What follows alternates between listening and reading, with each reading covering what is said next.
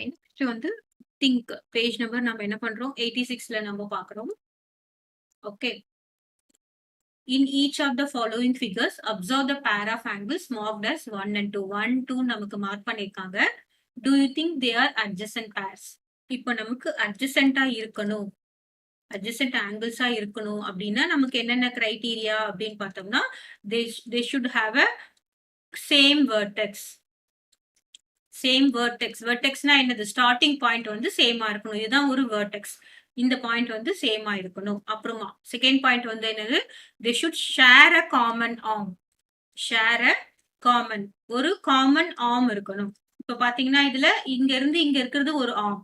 இங்க இருந்து இங்க இருக்கிறது ஒரு arm. They should share a common arm. அதுக்கப்புறம் என்ன பண்ணணும்? They should not overlap. Should not overlap. இந்த 3 கிரைட்டீரியாவும் நமக்கு சாட்டிஸ்ஃபை ஆகணும். இப்ப நம்ம ஃபர்ஸ்ட் ஒன் எடுத்துக்கலாம். ஃபர்ஸ்ட் ஒன் ஆங்கிள் பார்த்த ஃபர்ஸ்ட் பாயிண்டே இதுல வந்து இதாகுதா?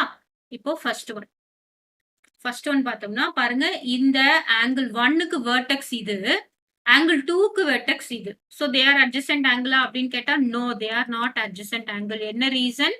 தே have different vertex. Okay, they have different vertex.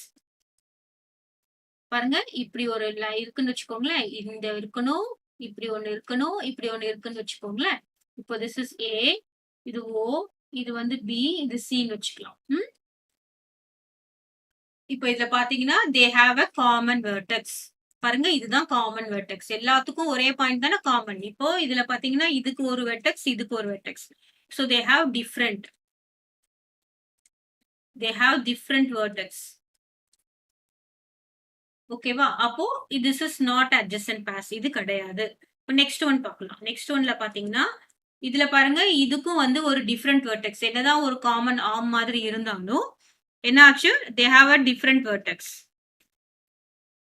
So second ஒன்னுக்கு நோ.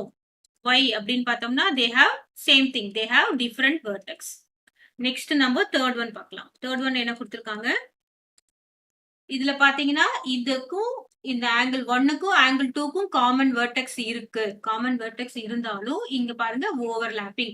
சோ இப்போ நமக்கு இது ஆங்கிள் 1, இது ஆங்கிள் 2 அப்படின்னு கொடுத்துருந்தாங்கன்னா they will be having a common arm. இதுதான் வந்து நடுவுல இருக்கிறது காமன் ஆர்ம் இருக்கும். ஆனா நமக்கு எப்படி கொடுத்துருக்காங்க? ஆங்கிள் 2 இது, ஆங்கிள் 1 வந்து ஃபுல்லா கொடுத்துருக்காங்க. சோ அப்ப நம்ம என்னது?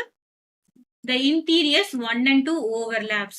இதுவும் என்னது? adjacent pair கிடையாது. Because interior angles overlap. So interiors of angle 1 and angle 2 overlaps. So this is not adjacent pair. இதுல வந்து நமக்கு எப்படி adjacent pair இருந்திருக்கும் தெரியுமா? இந்த மாதிரி ஒரு லைன்ல. சோ இந்த மாதிரி நான் போடுறேன் பாருங்க. சோ இப்படி கொடுத்துருக்காங்க, இப்படி ஒண்ணு கொடுத்துருக்காங்க.